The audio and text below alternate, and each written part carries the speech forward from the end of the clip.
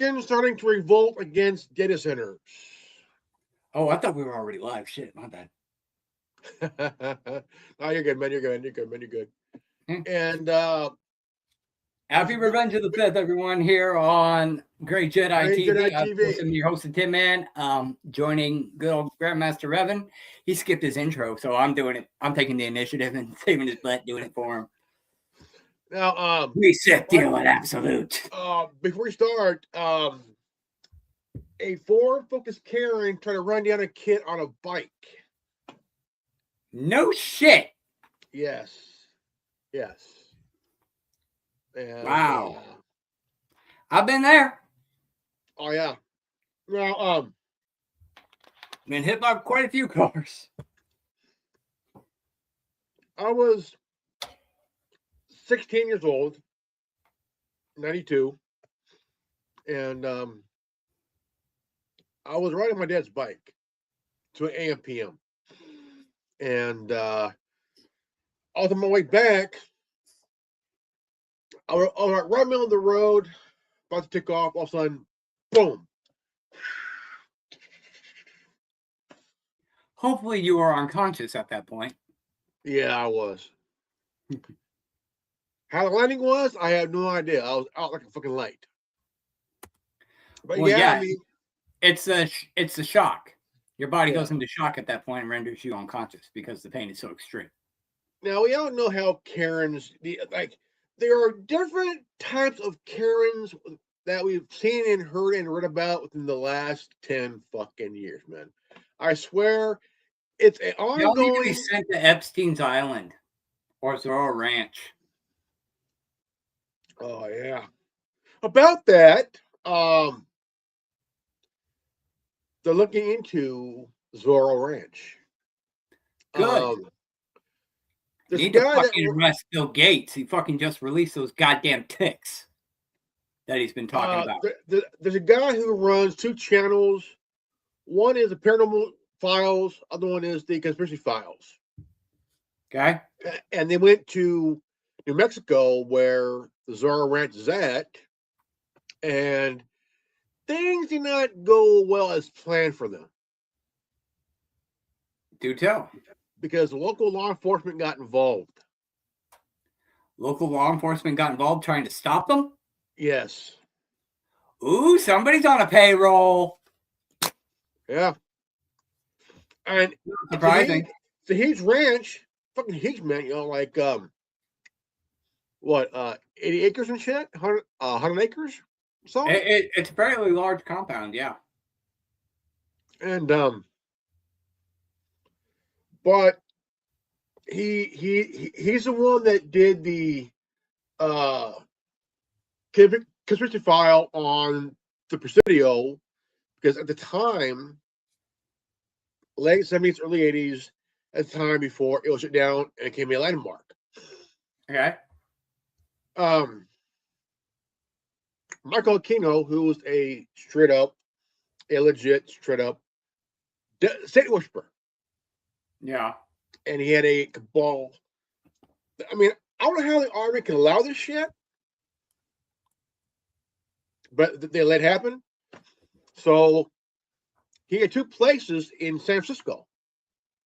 And one of the places where sacrificing of children were involved in this shit, you know. Yeah, because it's up there in Sonoma County near Bohemian Grove. Because you have San Francisco and then you go into the Redwood areas up into Sonoma County. That's where Bohemian Grove is and where the cremation and care takes place and all that. So it's not surprising to hear that we are hearing issues of child sacrifice when the cremation of care itself is supposed to be a mock sacrifice or of a child in effigy. But watching Dark Secrets Inside of Bohemian Grove and I think it's Cult of Death, the other documentary he did, the back documentary Alex Jones did, he stated that, you know, many of the occult experts that he talked to and showed this footage to said that he could have actually been watching an actual human sacrifice taking place. Oh, okay. Before we go on, I've seen it.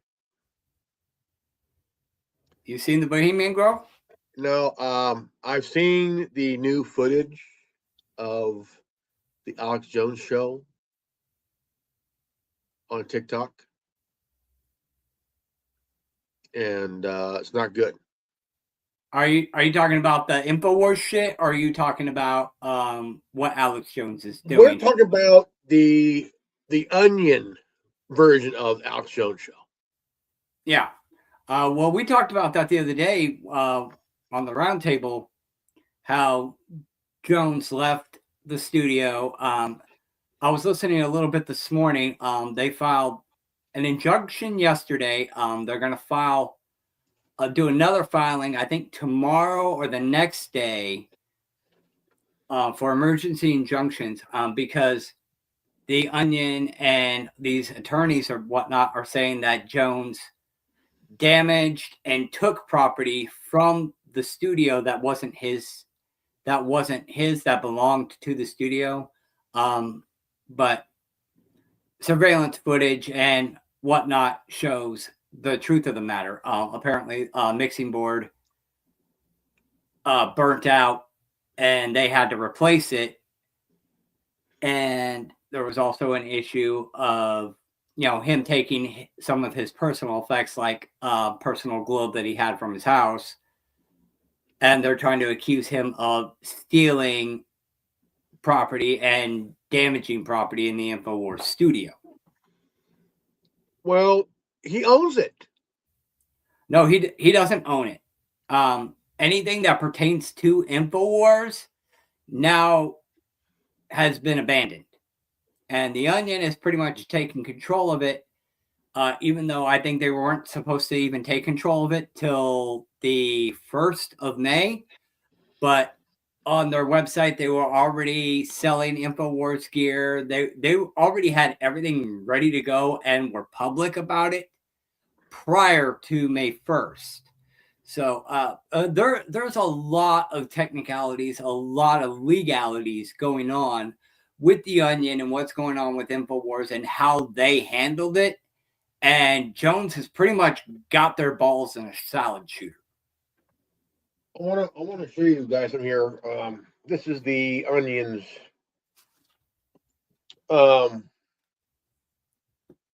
interpretation of Alex Jones.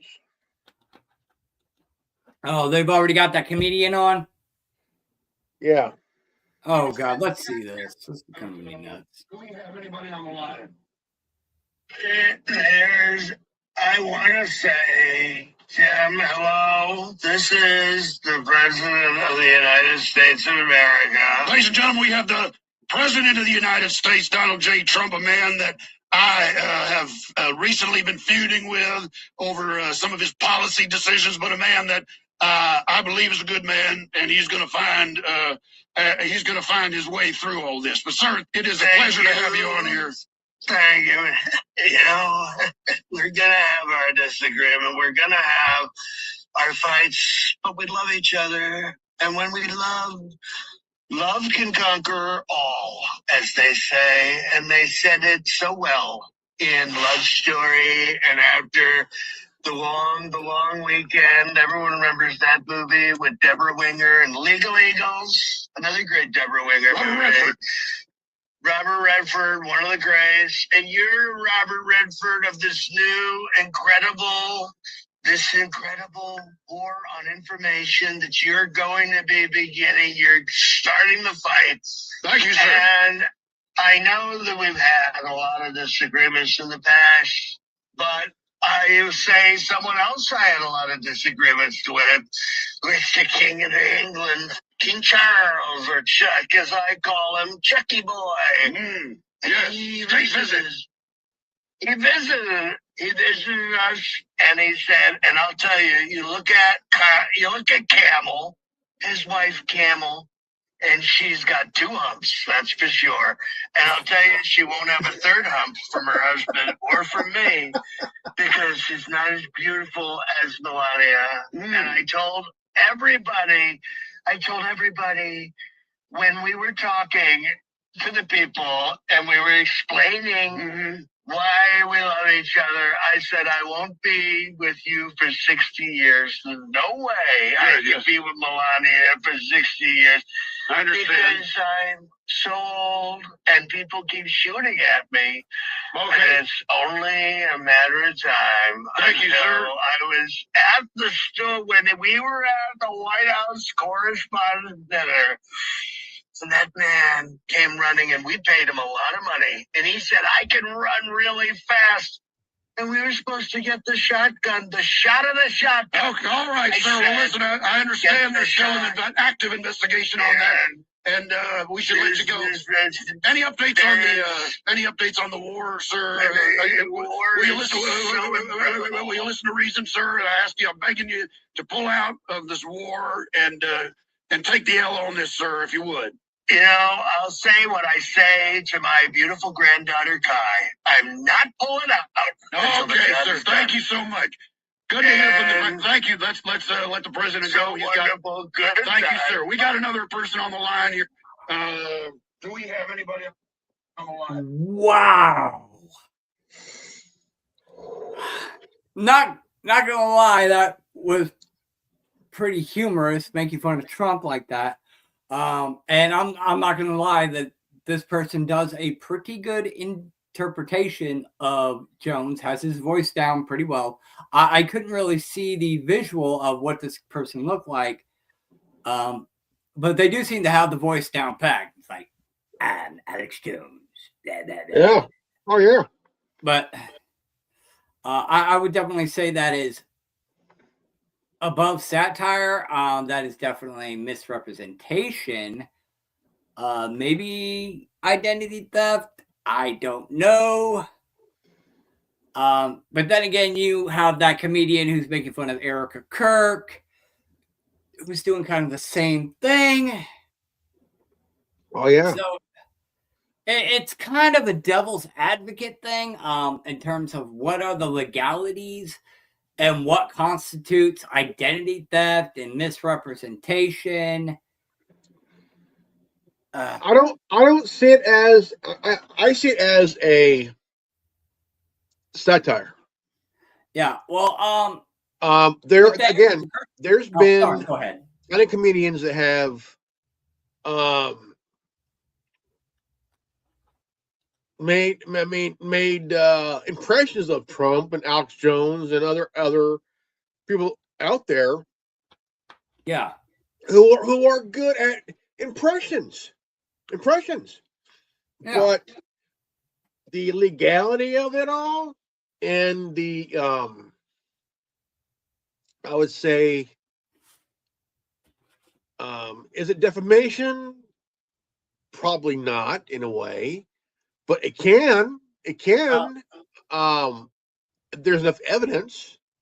Yeah, I won't deny that. But go ahead and finish your thought, please. I won't deny that, but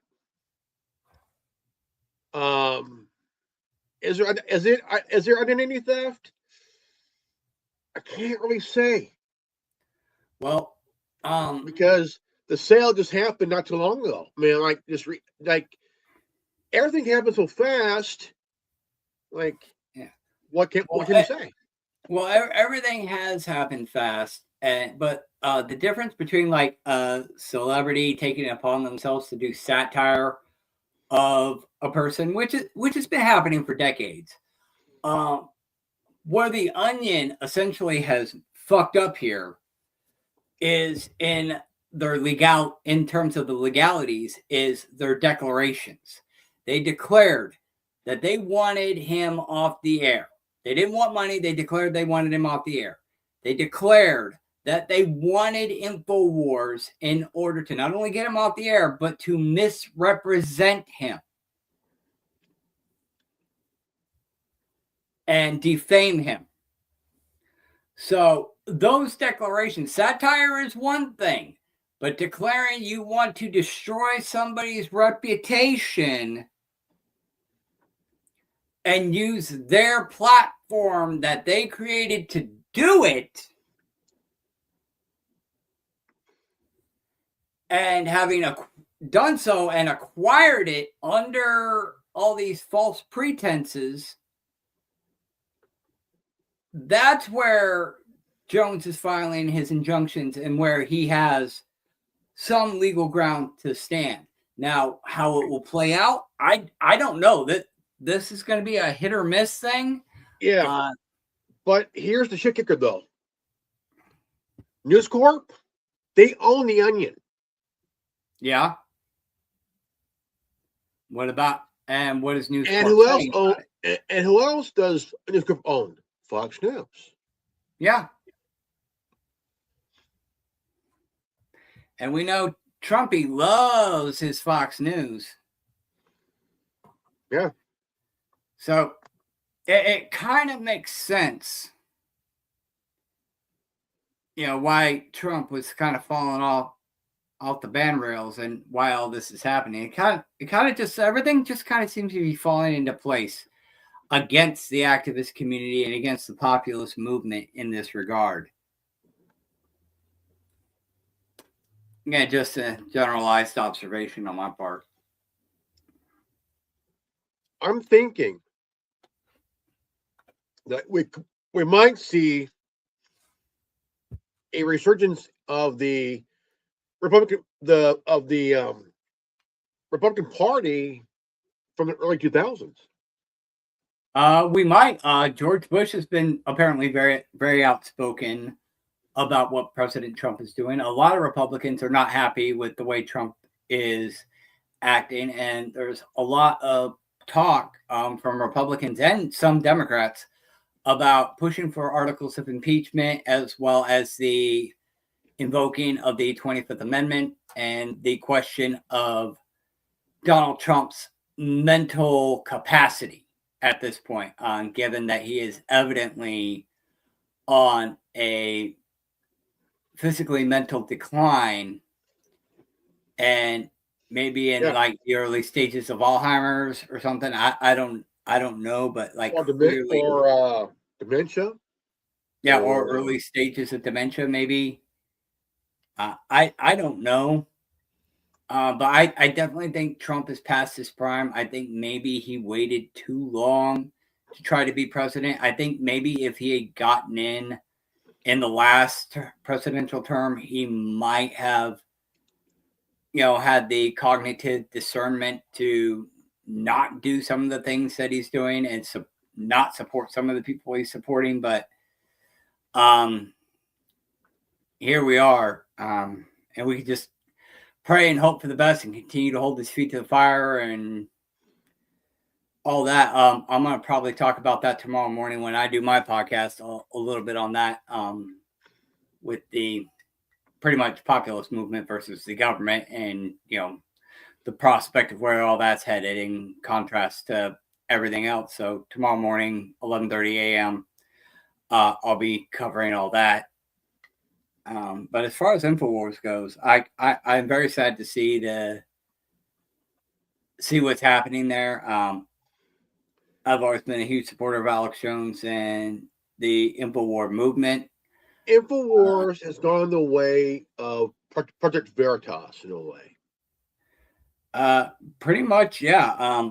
But I can honestly say, you know, I'm fairly fortunate. I've got the original documentaries that were produced, so I know that there's nothing from The Onion or anything misrepresented. It's the actual documentaries that Jones produced.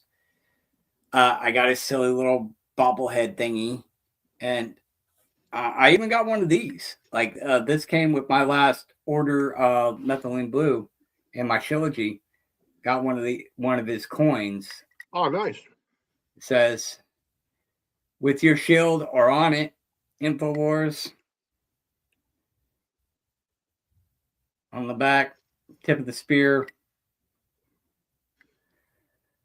So I'm kind of glad to, you know, have some of that InfoWars memorabilia that came out before, you know, The Onion bent InfoWars over its If knee I was and Alex raped it. Jones, if I was Alex Jones, and it's come from me, I would start from ground zero again. He really can't because of the financial situation, because they're just going to keep coming after him. That's why Bigley owns the Alex Jones network, because he's now an employee. He doesn't own it. None of these things are assets that he could be sued for because it's owned by a third party. Well, He's the news director. He's the producer. He's the host. He is an employee rather than an owner. So that gets him out of any sort of legalities. That's why they're going after him again, saying that he was trying to damage the equipment in the studio. Going as far as we don't know all the details. Apparently, there were 7 big things that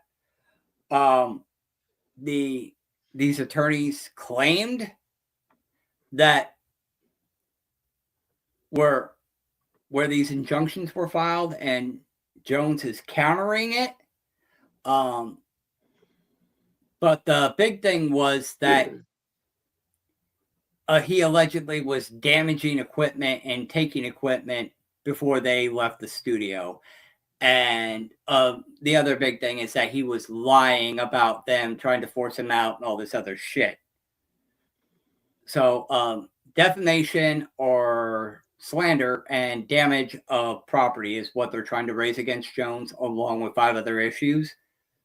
But apparently Jones has the paper trail for all that, the surveillance, emails, so on and so forth. So he's going to be able to counter that fairly easily. Now, whether he actually gets a legitimate judge or not, that's going to be another issue in and of itself. He has enough money to buy He doesn't.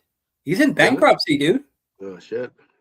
Yeah, they fucking bled him of everything, dude. That's why they own the studio. Because everything, what they asked was far more than the minimum or whatever that you could generally ask. Like, they got a ruling for so much more than they actually deserved, apparently. Yeah. And it was more money than Jones has ever had in his fucking life.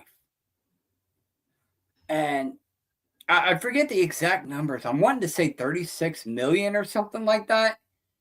And I think like the most he's ever had on hand was like 10 mil at any given point.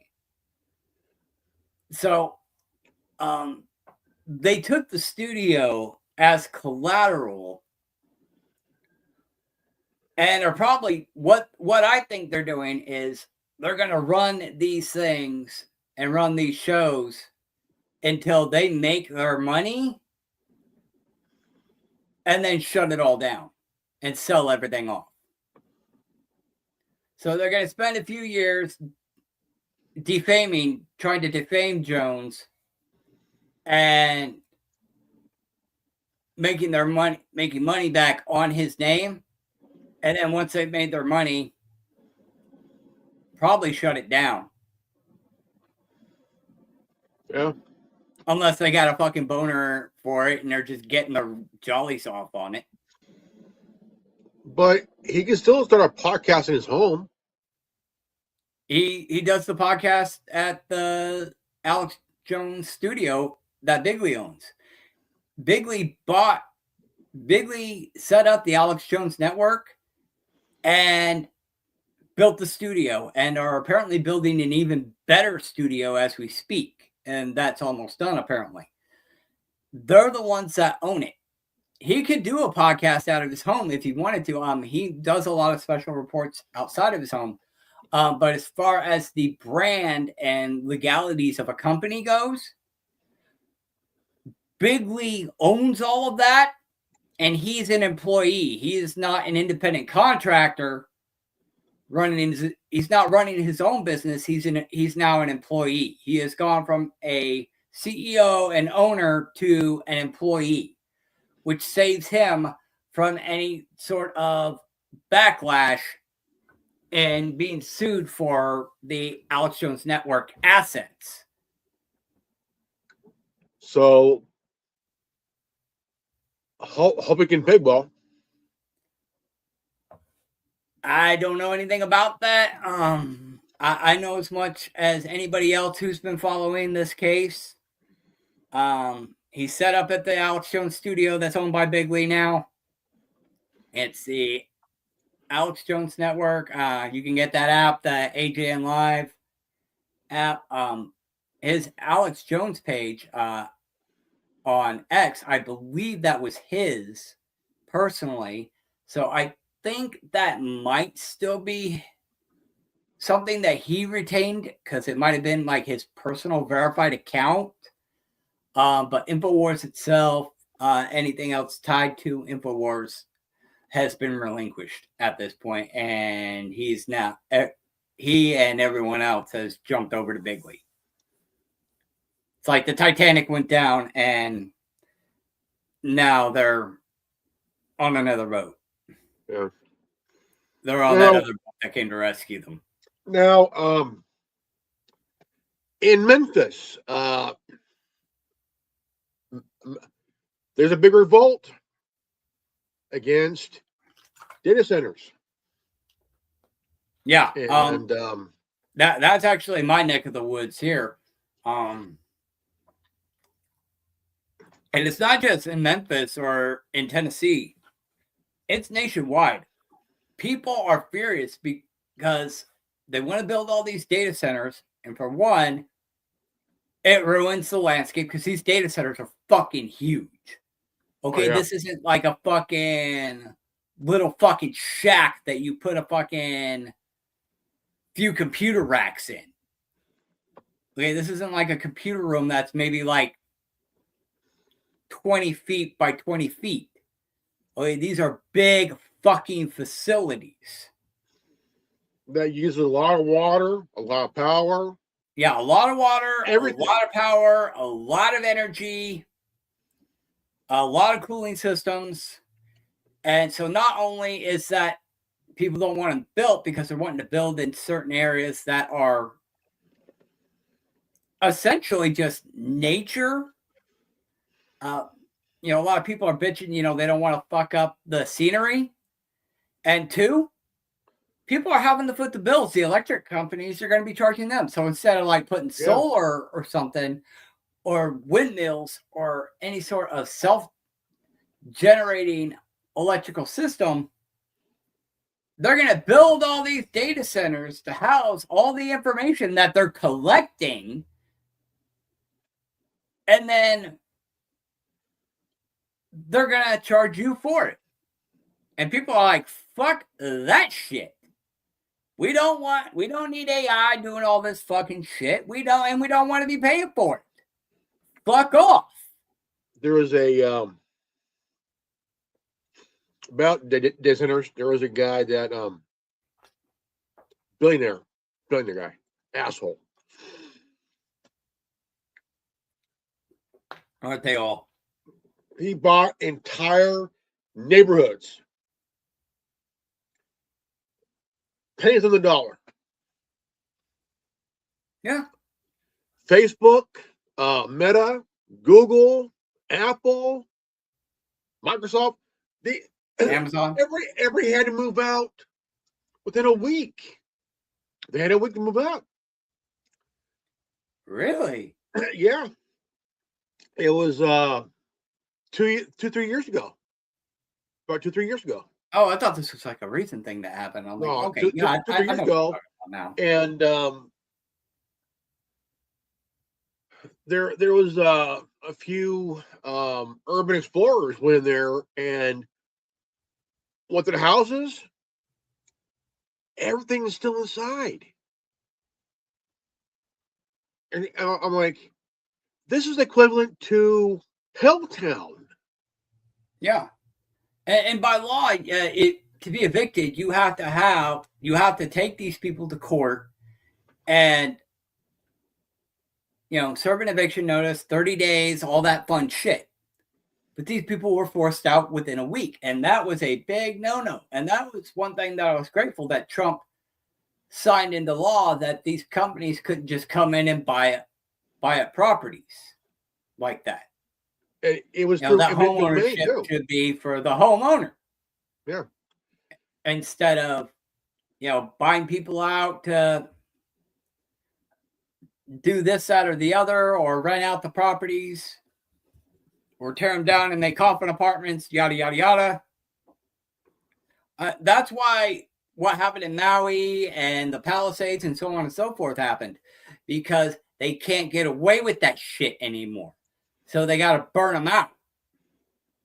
They got to go through the proper channels of buying out these people. And if the people won't sell, then they're stuck.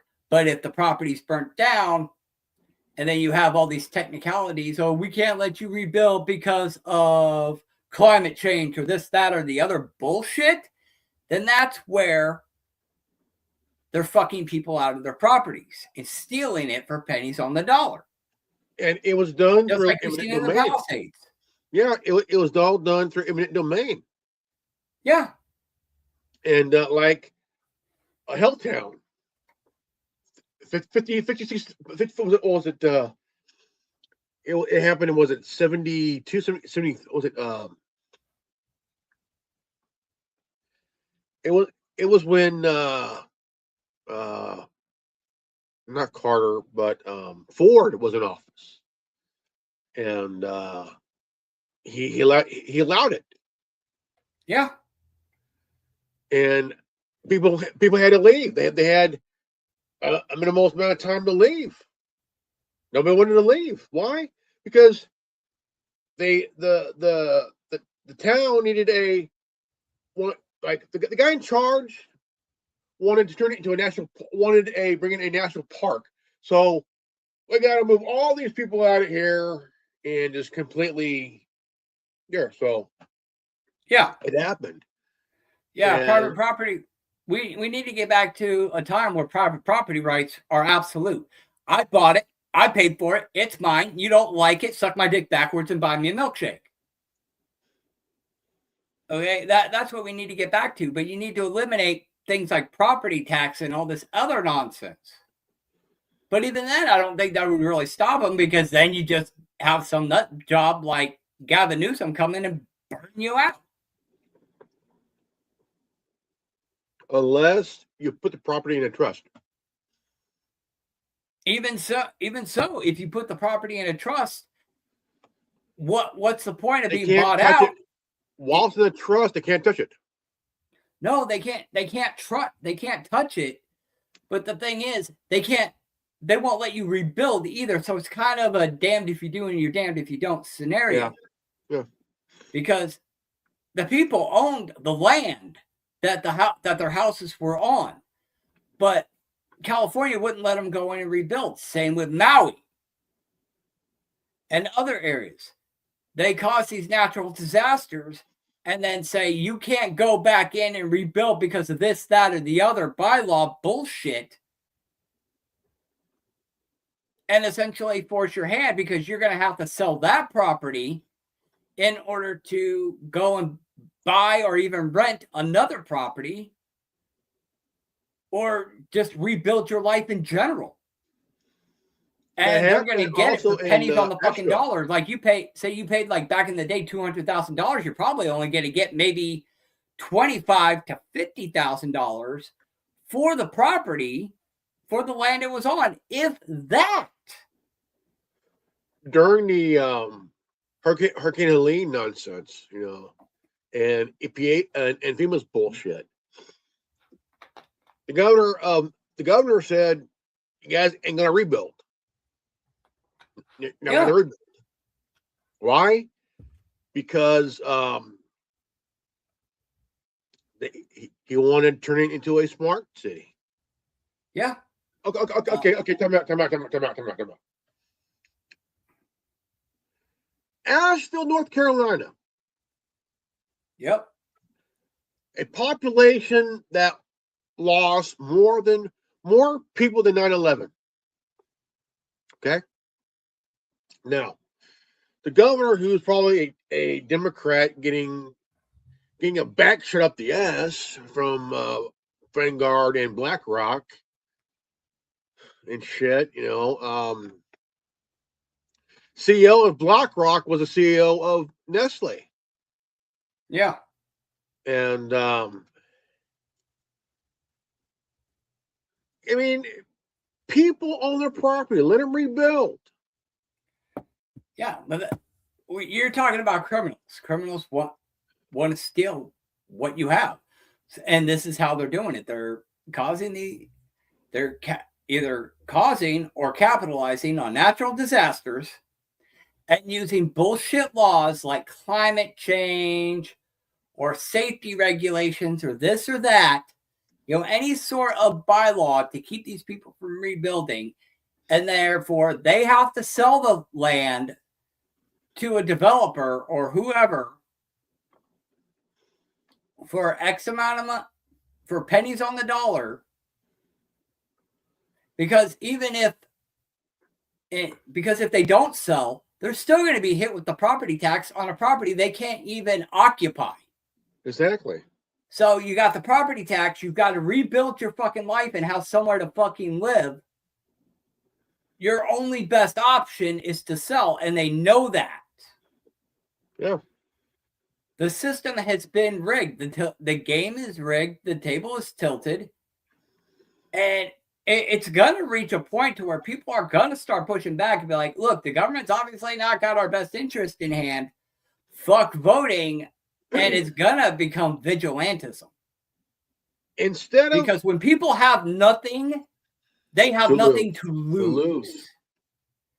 And the last thing you want to do is have somebody pissed off at you and they've got nothing to lose.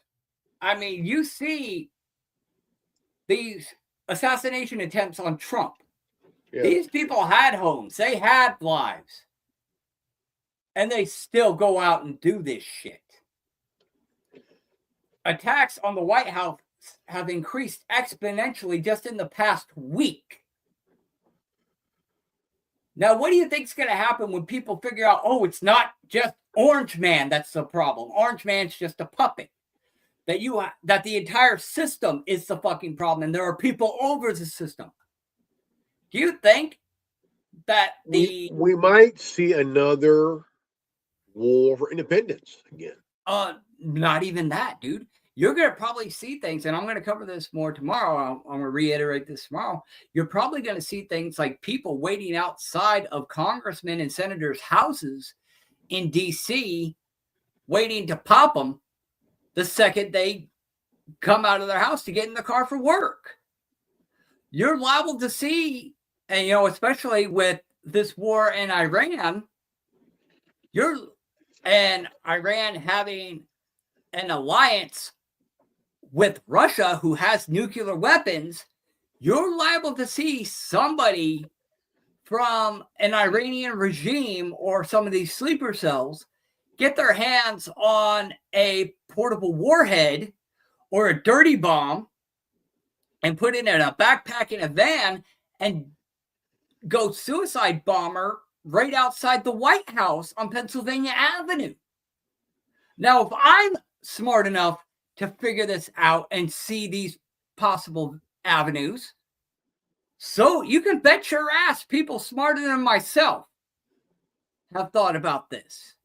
And you got people like Bill Gates and the Rothschilds and the Rockefellers and Soros who have tons of people working for them in their house, maids, cooks, and whatnot. And somebody figures out, oh, hey, my family member was affected by this. Like take Bill Gates and his fucking ticks, for instance. It's like, oh, my family member got bit by one of these ticks, couldn't eat meat, and then they ate red meat and died because of Bill Gates. Say that person, maybe is their butler or their cook. Oh, here's a little bit of cyanide in your food, Mr. Bill Gates. Okay? Even the people closest to him, are going to have family on the outside that are going to be negatively affected. And those people are going to be pissed off. And they're the ones who are going to have the most direct access to do something to these top dogs. Or, say somebody drives up to Sonoma County during the Bohemian Grove with a van that's got a fucking nuke in the back, like fucking what's his name from fucking what was it? It's that Wayne's Brothers movie. Fucking Don't Be a Menace to South Central while drinking your juice in the hood. Fucking what's his name? Had a fucking nuke in the back of his fucking mail truck. Do we have a problem? You're gonna say that somebody ain't gonna get a hold of something like that or build it in their fucking basement? There's a movie I've seen. Pop it in a van, drive up to Sonoma County during Bohemian Grove, their summer fire festival, and be like, there's a movie with the late Robert Redford and Brad Pitt. It's called. Well, I think it's called the Spy Game. The Spy Game. Yeah, well, I mean, you got a lot of good ones. Spy Game, Skulls, which is Skull and Bones. There was a scene where they loaded this blazer up with explosives up to the brim. Okay. They hit the ignition. They put a brick on the throttle and just let it roll. And his whole tire fucking truck with all this shit went into the building. As soon as it hit, yeah. Well, I mean, that's another prospect too. You figure something like that happening to, say, the Pentagon or the CIA headquarters or the FBI headquarters. Somebody drops a truck bomb and they got to evacuate those facilities. And it's like Columbine, the initial plan of Columbine, which for those of you who don't know, the initial plan that the kids had in Columbine, where they were going to do the bomb threat and then have everybody evacuated out, and then they were going to be up on top of the hill with their guns picking people off as they were evacuated. Now, if you figure something like that on a grandiose scale, like hitting the Pentagon, the CIA or FBI headquarters, or the DOJ headquarters, and they got to start evacuating those buildings, and then you got somebody waiting outside to just start picking people off. Again, if high school kids in 1999 could come up with that idea, for a school, there at Columbine, you think somebody else at modern day couldn't come up with it? About that, there was a shooting. Trying to find here. Trying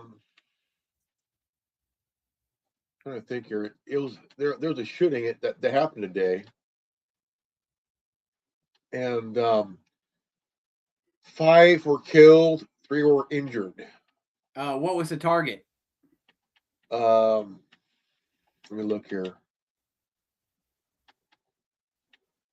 Because I've been dealing with insurance and my healthcare shit all day, so I haven't really had the time to pay much attention to the news. I do apologize to the audience for that. My health is the top priority right now. I'm sorry. Let's see here.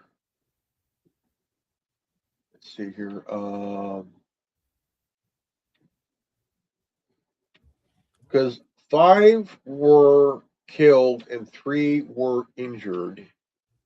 Okay, where was the shooting? Was it at a school, a church? That's what I'm trying to look for. Venue, what?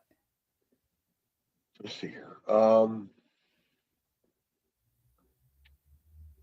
Shit. Let me see what I can find out.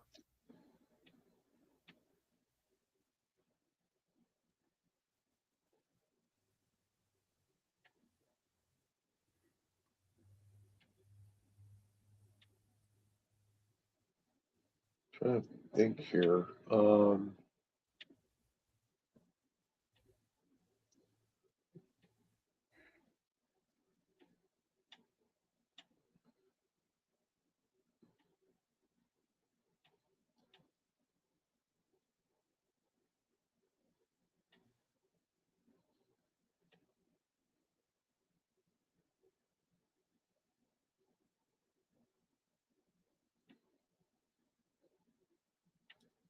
Jeez, do you want to be stupid?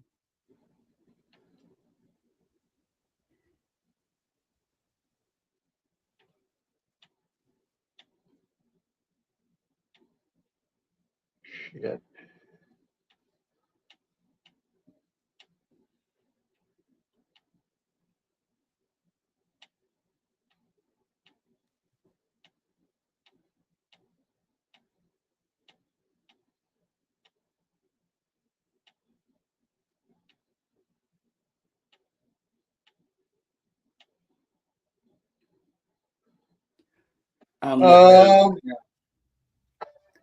Says, as of late afternoon on Tuesday, May 5th, 2026, there have been no breaking reports of high casualty mass shootings occurring today in the United States. However, if you're looking for data for it's not giving me any details. Recent significant events, the most recent high-profile mass shooting that. Well, the WHCD shooting suspect indicted DC Council passes.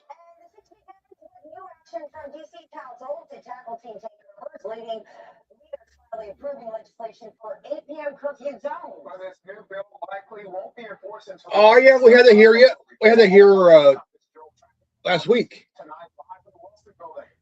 Okay, so all right. Edmond, Oklahoma authorities in Edmond held a news conference following a mass shooting in Arcadia Lake earlier this week. This was earlier this week.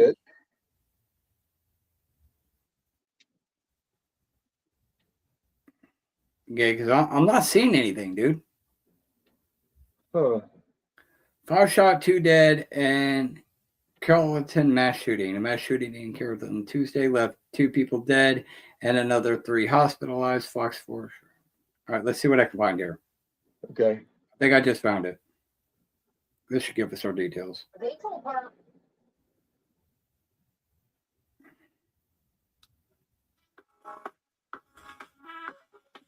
Move. Tonight with a deadly mass shooting in Carrollton.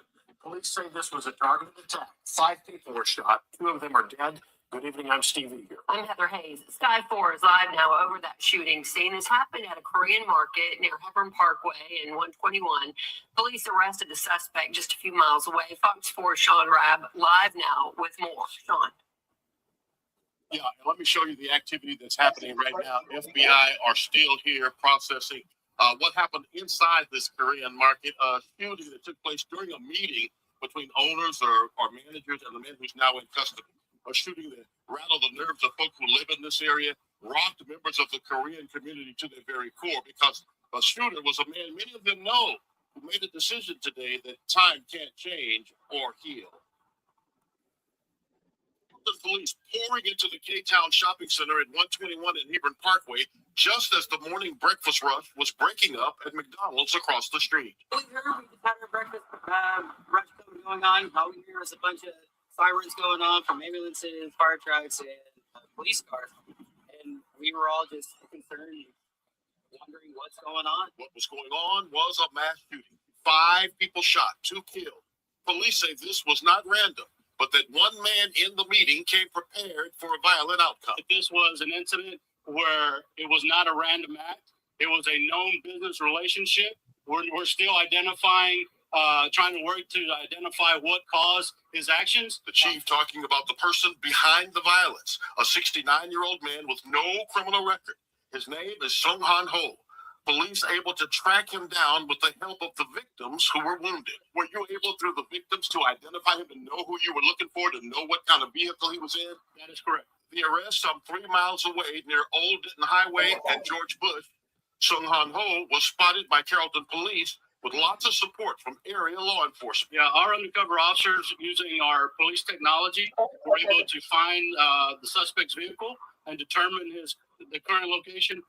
Upon their arrival, they identified him. A short foot pursuit took place, and he was taken into custody without incident. The damage was done.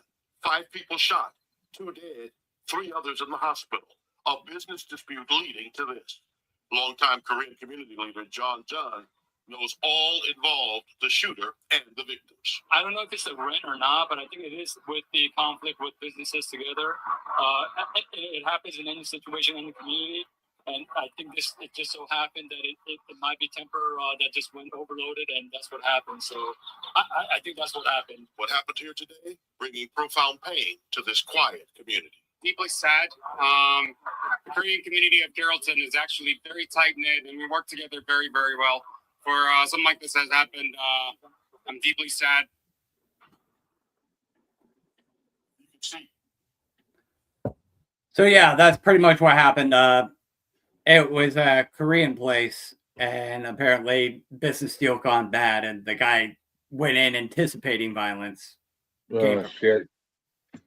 Oh yeah, here's one that'll probably make you want to change your thoughts on Trump here, but Good or bad? I've already got kind of a bad opinion of him.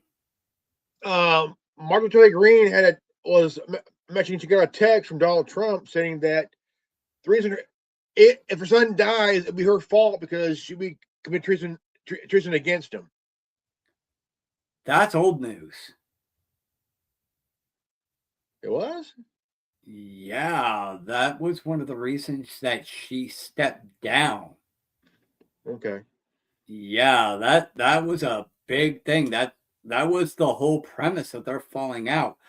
She started opposing a lot of the things Trump was doing and calling him out, and the diehard MAGA base started, trolling her and threatening her. It got very severe, and Trump, in his ignorance, said what he said, that that she deserved it and all this other shit. And that was the straw that broke the camel's back, and that's where she resigned her commission as a congresswoman. Yeah. And she was just the first of many, because everybody's sick of his fucking shit.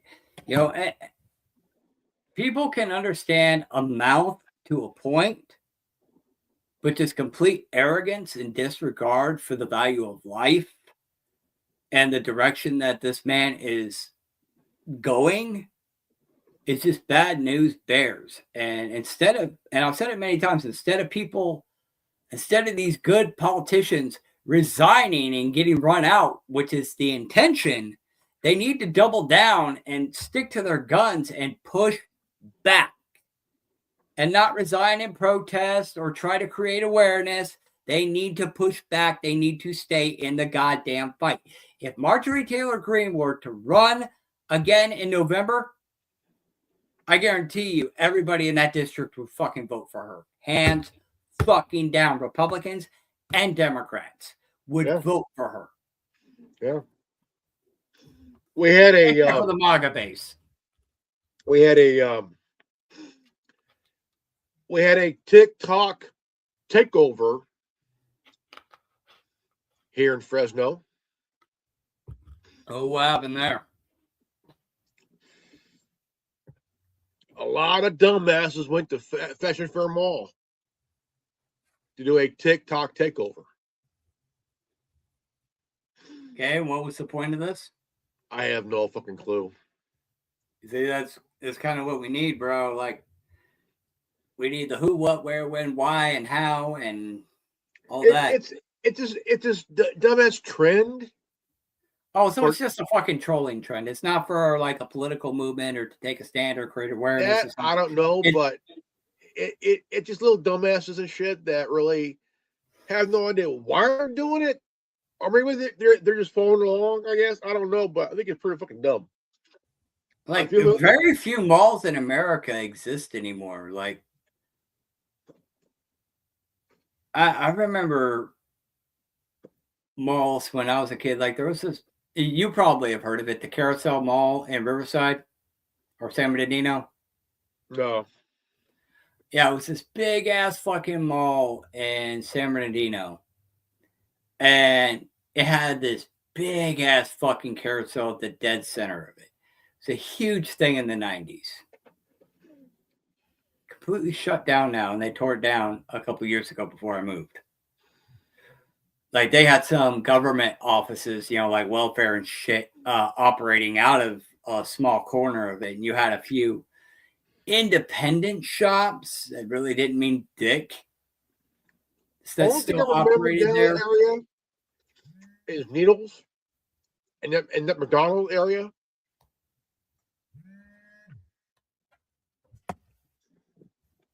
No. It looks like a train station and shit. Oh yeah, the McDonald's up there, yeah. What about That's what it? I remember. That's what I remember. Yeah, that's still there though. But like malls, they're going the way of the dinosaurs, man. Because everybody can get what they want online, like eBay, Amazon, Walmart Plus, all these things. You don't have to go to the store anymore. You don't have to go to the mall anymore. But people have forgotten, in lieu of convenience, that it was bigger than just, going to buy the products you need. There was a reason we went to the mall, or we went to Toys R Us or Blockbuster Video. Okay, there was this feeling of community, togetherness, and just, I don't know what you would call it. It's just, it was more than, it wasn't just about the product. It was about the experience. And we really lost that. I mean, that was a huge chunk of humanity. Yeah, I get the convenience of ordering online and having your shit delivered to you. What is that?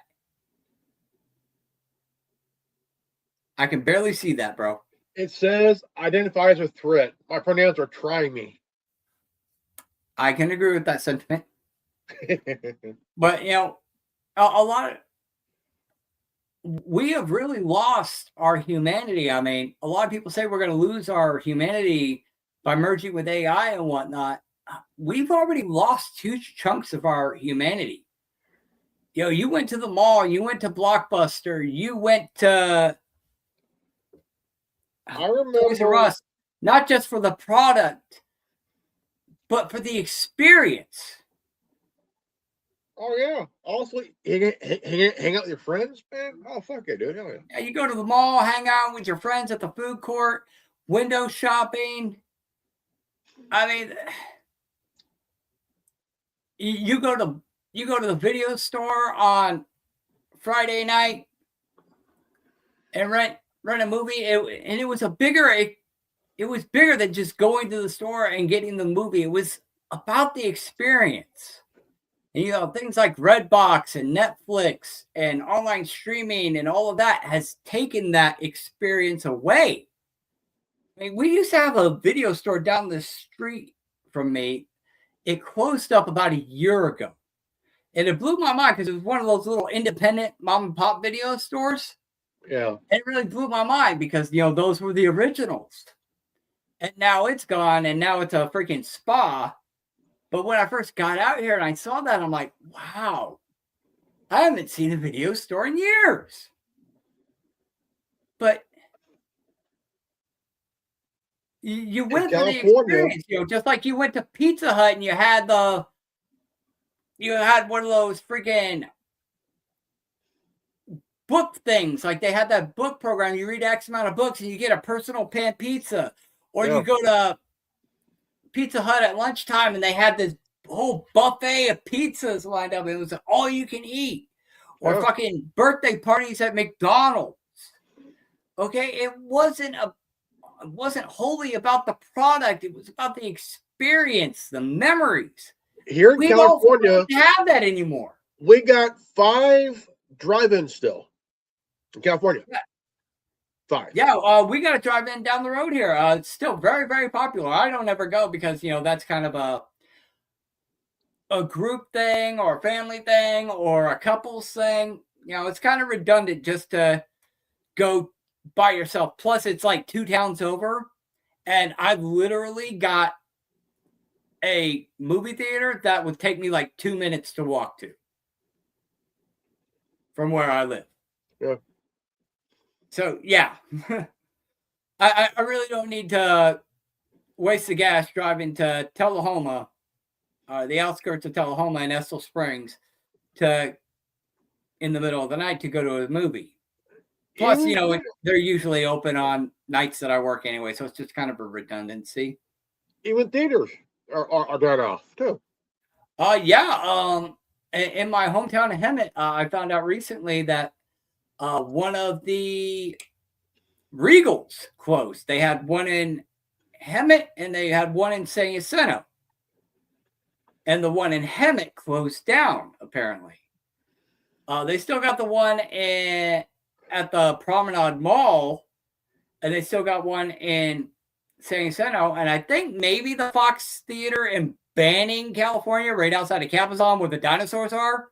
Yeah. If you go into town into Banning, there's the Fox Theater there off of Ramsey and San Gorgonio.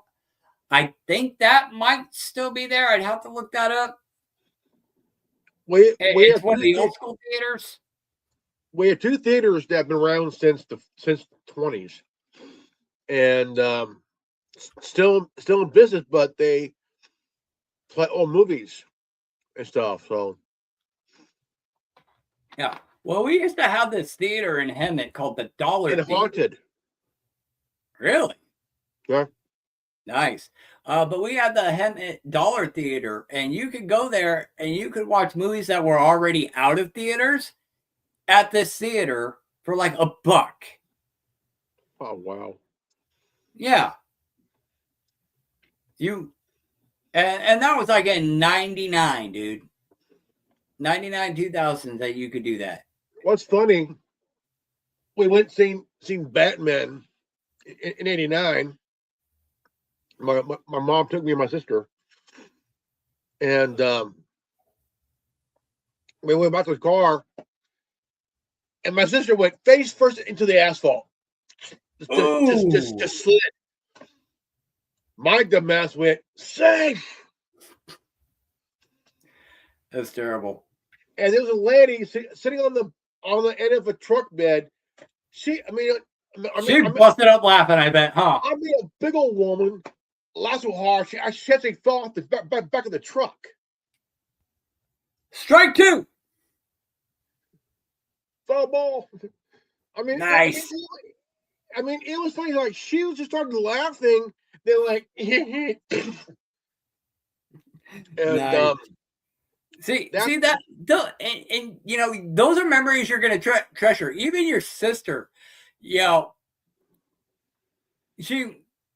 might have got the short end of the stick, but that's a memory that she can look back on now and go, you know what, that actually was kind of funny. That's the night we also seen Beetlejuice. Yeah. Yeah, because weren't those they both kind of came out around the same time, like Burton did Beetlejuice with Keaton, and then he signed him on to do Batman. Yeah, we only we seen all of Batman and only seen half of Beetlejuice, and that's when I got home and got a chance to see all of Glow. I'd rather see Beetlejuice. Gorgeous Ladies of Wrestling. Yeah, it's still. I remember wrestling back in the day. Like, I think in the long run, I would have rather seen Beetlejuice. Nothing against beautiful women wrestling. I mean, I grew up watching wrestling in the Attitude Era. I guarantee you, I was one of the kids that owned Sable's Playboy. 14 years old, guarantee you, I had all three of them. What's her name? To remember her name. She joined Right to Censor. To remember her name. Sonny? I'm trying to think. No. I don't remember who all was in Right to Censor. I remember Godfather she became the original the Glow Godfather. Girl. Huh? She was the original Glow Girl back in the day. I'm trying to think. I remember Mae Young got pregnant by Mark Henry and she gave birth to a hand. Oh, man. And everybody was like, yeah, let's give her a hand. They all did. They did. Like look that up sometime, man. Mae Young gives birth to a hand. It's fucking hilarious. But again, that's what I'm talking about. You lack we don't have that many experiences anymore. Yeah, you can go to a sporting event, but those are outrageously expensive. I heard like WrestleMania tickets are insane now. WrestleMania that recently happened, I heard that they were the most expensive they've ever been. And I went to WrestleMania in Houston, Texas. We got fucking nosebleed seats for $300 fucking bucks a pop. Shit. For ground seats and ringside, they were like $1,500 and up, and now they're like exponentially more expensive than that. Yeah. I remember you used to be able to go to a ball game for like $50. I went to Back a in the ball 90s, game. I think I remember you used to be able to go to Disneyland for like $21. You could go if you took a Coke can to Six Flags during their promotional thing. You could get into Six Flags for free just for a fucking Coke can. You don't have shit like that anymore. No. They are robbing humanity of the human experience and trying to push you into the digital world. And as we've been talking about for the past 3 weeks, that's a predator's playground. And I think, maybe that might be a good time to segue into the main topic. Yeah, I mean, it is what it is. That you wanted to talk about? Yeah. The whole thing, man. The data centers, man, I tell you what. I mean, it's going to get worse. It is. It's going to get worse. And to me, it's more than a data center. It's more of a surveillance center. Well, I mean, you hear that people are fucking bitching and going fucking apeshit because of the law that Biden wrote into law that just came into effect that all new cars have to have that kill switch in them and the AI monitoring. It's basically an onboard prison system. It's an onboard prison guard for you. That's why I'm going for a vehicle that's 95 back, man. Well, I mean, even my car, an 06 Impala, doesn't have that shit. It doesn't have a fucking kill switch. Make 7 up yours. It's picture a 20-ounce cut in half. Does it taste good? Yeah. Might have to try it. 0 sugar. Because I had a bowl of eggs this morning. My blood sugar was 211. And last I tested about an hour ago, it was like 196. If you had one egg, one egg's not too bad. I had like 4.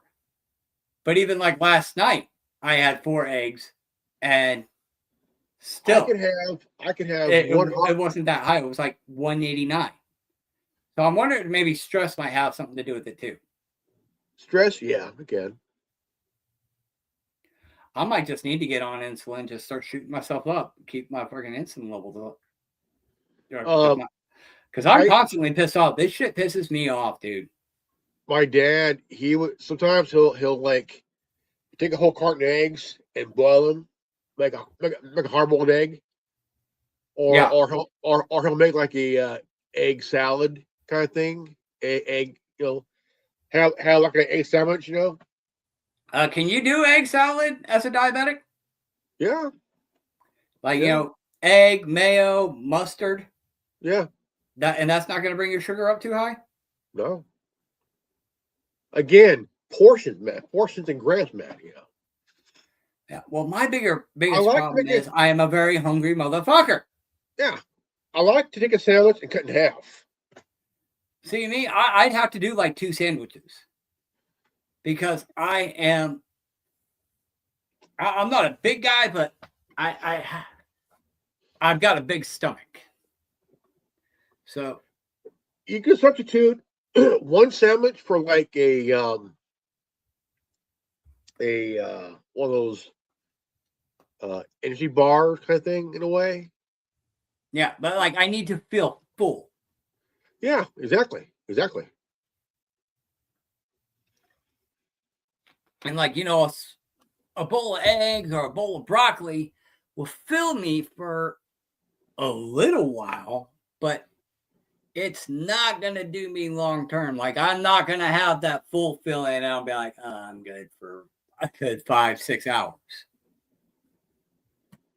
Like, Or okay, sometimes, this subsides the cravings and I'll be hungry in like 30 minutes. Or sometimes you get one of those shakes. Have one for breakfast, one for lunch. Yeah. But that's something we could really talk about private because that's kind of personal stuff and it's kind of making me a little.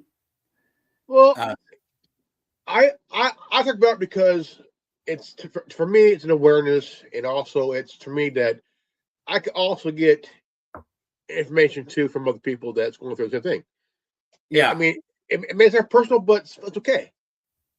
But it's to talk about, and there's nothing wrong getting advice and tips, and I get it almost all the time. Almost all the time. Yeah, it's not that. It's just, you know, this is still kind of a new thing to me, and it's still kind of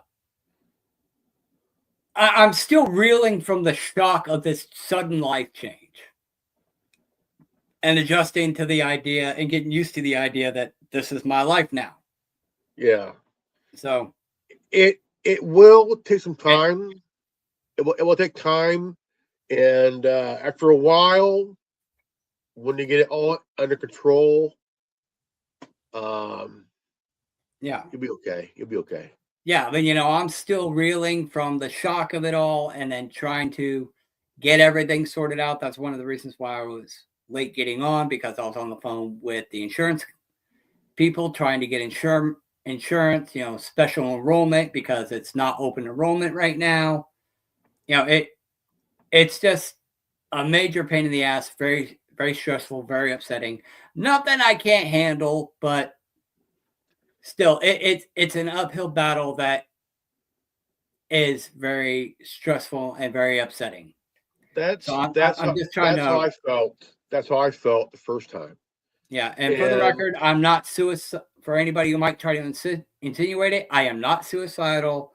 I am not depressed. I'm not clinically depressed or anything. I'm not homicidal or suicidal or anything like that. It's just life gave me a hard turn, and I'm just in the process of adjusting and getting used to it, and kind of cursing the person that cut me off, so to speak. Say, if this were somebody that cut me off, I'd be like, I'm at the point where I'm pissed off because that motherfucker cut me off and nearly cost me the wreck, kind of thing.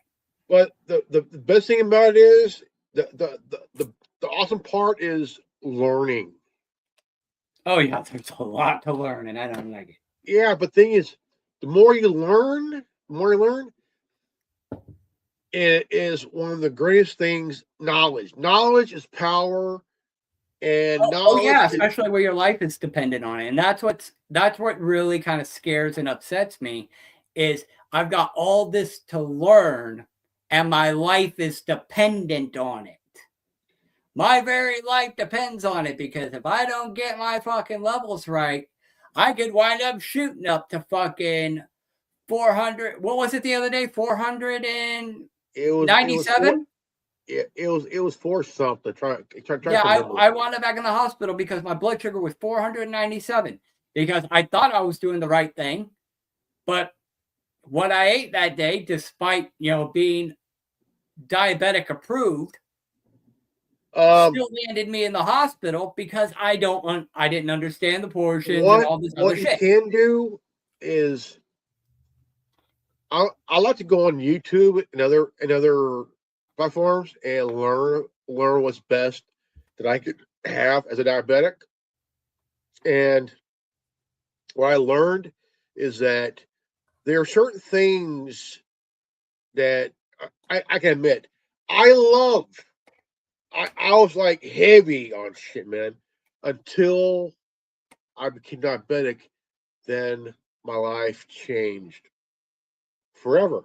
So yeah, like I got lasagna in my fucking freezer that I would love to eat, but apparently I can only do that with a certain portion. But I don't know how big or small that portion has to be. And generally, my kind of a lasagna is like that fucking big, and that'll tide me over for 5 hours. But now it'll shoot my goddamn blood sugar through the fucking roof. And how big? How big? Probably about yay big. Probably like 3 inches by 4 inches. Cut in half. Cut in half, and then add like a broccoli, or add like a vegetable, or maybe a fruit. Yeah, but like the other day, I had fucking oatmeal and blackberries for breakfast. Shot my blood sugar up. I can't win for losing. So again, you understand where I'm coming from when you see I'm upset because I've got all this stuff to learn and my life is literally dependent on it. I'm not above learning. I'm not above a lifestyle change. There's an insulin like they call it Etymolog. I take that once, 3 times a day before I eat, and it's over the counter. Prescribed. I take 10 units. 10 units morning, noon, and night. Morning, noon, and then before dinner. Oh, that's your insulin. Yeah, but I also take Vascular, which I take twice a day, one in the morning, one in the evening. I take metformin, glycoside. I also take simvastatin at night. And then I take a metformin and glycoside in the morning. What does glipizide generally do for you? It's kind of a it's kind of like adding a turbocharger to an engine. Kind of helps out metformin. Well, I'm not on any other medication. I'm just on the glipizide. Okay. Let's see here. Let's look it up here. Glipizide. Okay.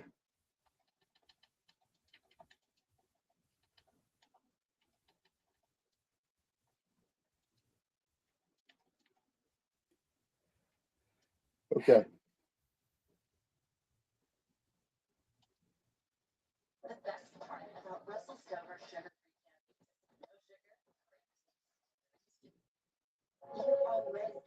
I hate ads. Understanding glipizide. What you need to know. Hello, everyone, and welcome back to my channel.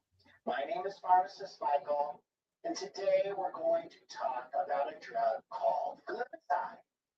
If you or someone you know has diabetes, you might come across this medication. Basically, it helps the pancreas to produce more insulin. Yeah. Yeah. Basically, it's kind of like putting your pancreas on steroids. Well, yeah, it's a lot. It's a lot to learn, and it's kind of like do or die. It's like somebody having a gun to your head and say, "Learn all this shit, or I'm going to blow your damn head off," kind of thing. It's like it's equivalent. It's equivalent. I'm putting a nitrous on a 4-cylinder engine, man. Yeah, and I'm on 5 milligrams of the shit. I think I need a higher dosage, but I take about that's lisinopril. So. You said last night you were taking like 10 milligrams. Yeah. But you're a bigger guy, so yeah. And yeah. So I take twice a day, morning and night. I'm on this one. I'm also on aspirin. It's 81 milligrams. Yeah, it helps as a blood thinner. Lisinopril, I take about 10 milligrams. Hey, I'm losing my double chin. How about that? Jardians, 25 milligrams. Metformin, 1,000 milligrams twice a day.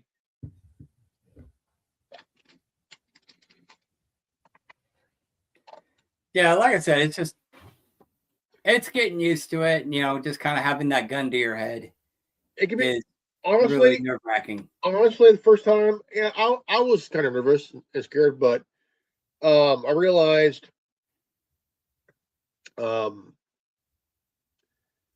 you can't let it control you. You can't. Definitely not. I take Zoloft, 50 milligrams.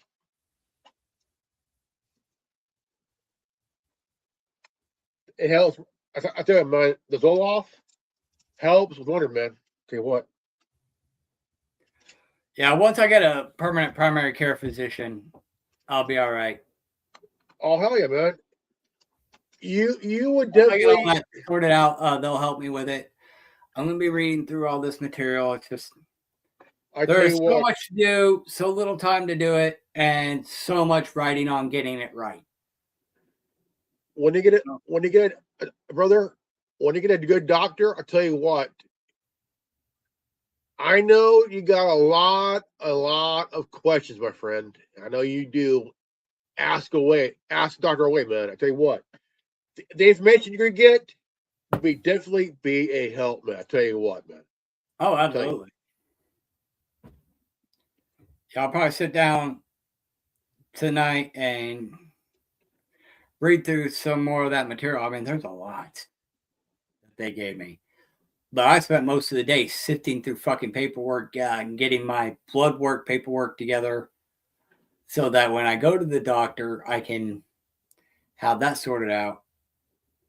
But I was trying to get the insurance thing taken care of as well. Yesterday, I took care of the bill. I put a huge down payment on that. So that knocked off a huge percentage, like 93% of the overall bill got knocked off. So I'm probably only gonna maybe owe like 1,000 or so, somewhere within there. Hey, you got this, man. You got this. Oh, I know I got this. Don't count me out of the game, brother. Do not count me out of the game. I know you got this, man. I know you do, man. I've known you for 15 years, man. A long fucking time, brother. Yeah, I do got this. I'm not lacking the confidence in that. It's just my stress levels are high because I've got so much to do, so much to figure out, and not enough time in the day to do it. And, there's a lot riding on it. Because I really don't care to have another fucking hospital bill or have another hospital stay. Thankfully, I'm able to get some overtime at work. We're in a position right now where a lot of our staff is dropped off. So there's a lot of OT popping up for the varying clients. So I'm able to capitalize on that and make up for the money I lost and will be losing with these bills. So I'm going to be able to offset it in the long run. It's just short term, it's stressful. Okay. But in the long run, I got this. But in the short term, it's like, there's a lot. We're about an hour and a half, almost in. This is part 1 of the WTF series.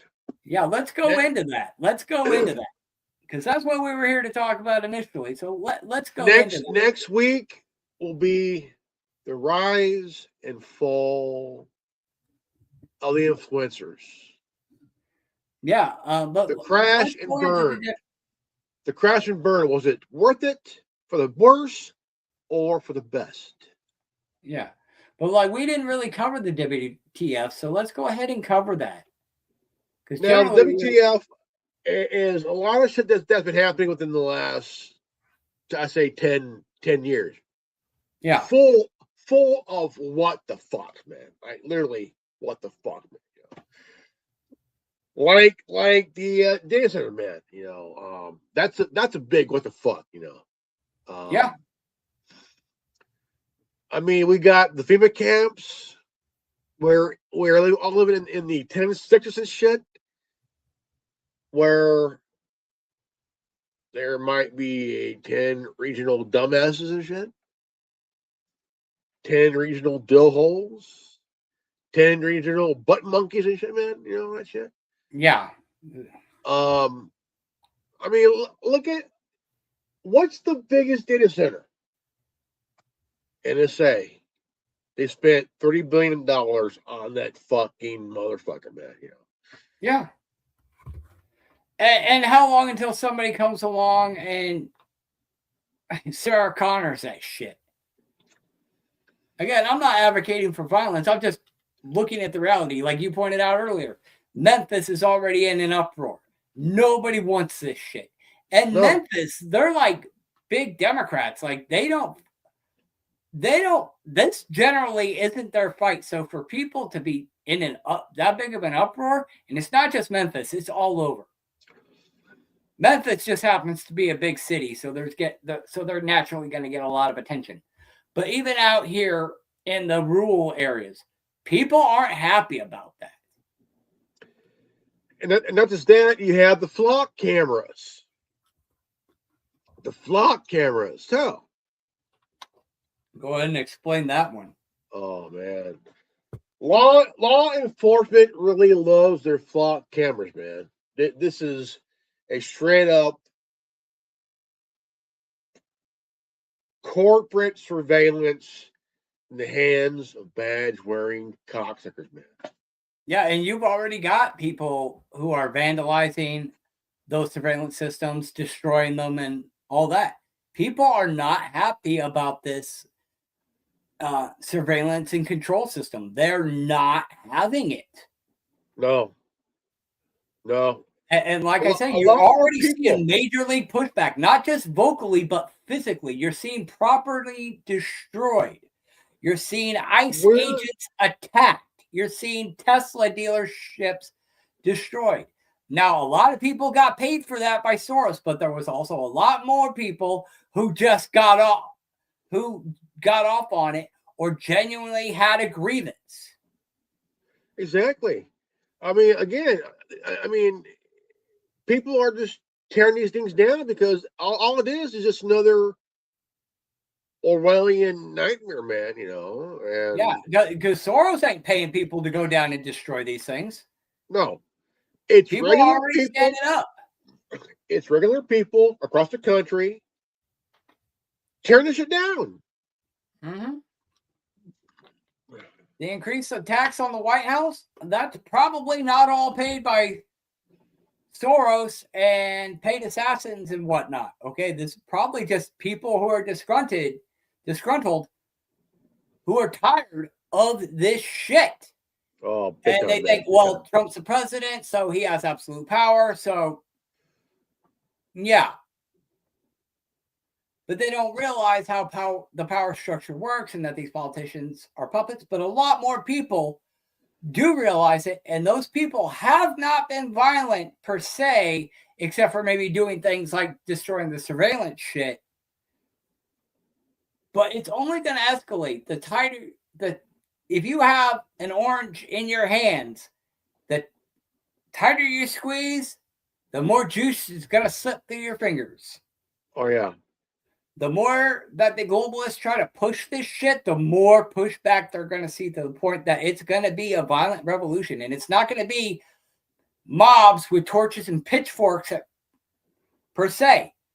You might see a few of those, but it's going to go back to what I said earlier.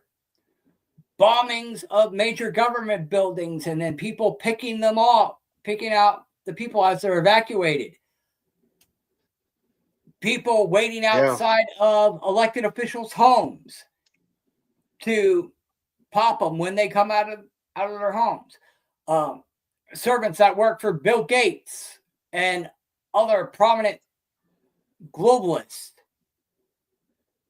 having direct access and, maybe slipping cyanide in their food or any number of ways to die. There's 1,000 ways to die. Or, a dirty bomb or a nuclear bomb in Washington, D.C., outside the White House, or at the Bohemian Grove in Sonoma County. Oh, yeah. Or even at Harvard, Skull and Bones. Bye-bye, Skull and Bones. Yeah. If you have time this week, check out Tony Chu from LC Signs. Because it's a homework for next week. Send me a link. I'll check it out. Okay. But not right now, but when we're done here. Okay. But again, I'm not advocating for violence. No. I just got to acknowledge the reality of the situation. When people got fed up it's in the 1700s in France, what'd they do? They went to the governor's mansion, pulled him out of his house, and lynched him right in his own courtyard. These people weren't fucking around. And when you push somebody hard enough, especially like you look at people who got removed from their homes in Maui, the Palisades, and so on and so forth. These people have nothing. They have nothing to lose. People like myself who are diabetic, who got the countdown clock started on their fucking life. You take everything away from a motherfucker like that.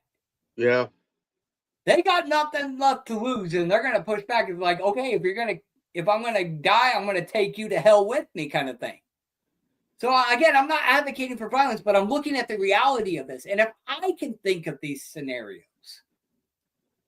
I'm just your average Joe. If I can see and highlight these variables and these possibilities, yeah, I'm just trying to create awareness of the situation in hopes that common sense will prevail in the minds of the globalists and they'll stop. Yeah. Because they're not going to fucking win. No. But if I can figure this out to the point of creating awareness for it to try to get the globalists to stop, I guarantee you there are people who are smarter than me who are out there who have not only thought of these, but maybe scores of other options that I haven't even thought of. Yeah. There's no winning for these globalists. They can hide under the rocks and ask the mountains to hide them.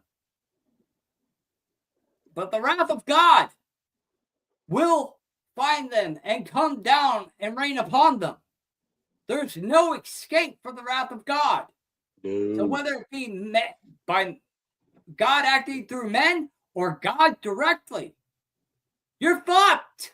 And I'm going to get into this tomorrow on the podcast. Or you're pretty much just going to speak preview right now. Honestly, I don't think I could go to hell because I think the devil has an RO on me. Oh, they're definitely Satan's trying to fucking push back hard on us right now. But one thing the adversary doesn't understand is that God will never allow him to do more to us than we can handle. Yeah. And for me personally, and I'm going to go into detail on this tomorrow, I'm one of those kind of people, the more you push me, the more pissed off I'm going to get. Okay? That's why I say, if they're going to come after me, they need to just kill me flat out. They need to just show up and pop me in the fucking head. And just fucking JFK my ass. Because so long as I am breathing, I will not stop. You can throw me in fucking prison. I will have somebody smuggle a smartphone into my prison cell up their ass so that I could broadcast and run my mouth. Yeah. Okay? There will be no stopping me until I take my last breath. Every breath I have will be to fight the New World Order agenda and expose them. Oh, yeah. So if you want me dead, diabetes ain't the way to go about it. Ticks ain't the way to go about it, buddy. You're just going to have to JFK my ass. Yeah. You tried to make me homeless. You tried to do all these other things to me. It didn't fucking work, did it? All it did was strengthen my resolve. You want to stop me? You got to kill me. Because I ain't stopping. No. And for anybody watching who knows me, I am not suicidal. I'm not about any of the bullshit. Okay? Anything you might hear about me taking something happens to me, know that I never committed suicide. Know it. No, he'll be too busy in his bathroom fucking his lightsaber and shit. And for that record, just let me be clear too. No child born on my fucking computers. So if anybody tries to pull that shit, just know for a fact that shit was fucking planted. And even then, I ain't gonna stop running my mouth. I'll still find a fucking way. There will always be somebody out there to listen. And either that, or you might be switching your lightsaber. Ooh. Yeah, that's what I'm doing, man. I'm jerking it. I'm jerking the gherkin. Dude, look, it's even got a little. We're about an hour and 40 minutes in. So, ladies and gentlemen, this is good. This is the Mandalore Common Sense, Reverend Ordo. I'm the Tin Man with the Worldwide Assistance Network, Chris Sheldon. We want to thank you guys for watching. And if you're new to this channel, you can donate to my pet Cash App in the description and help the channel grow. And also check out the real. I'll cover that for you.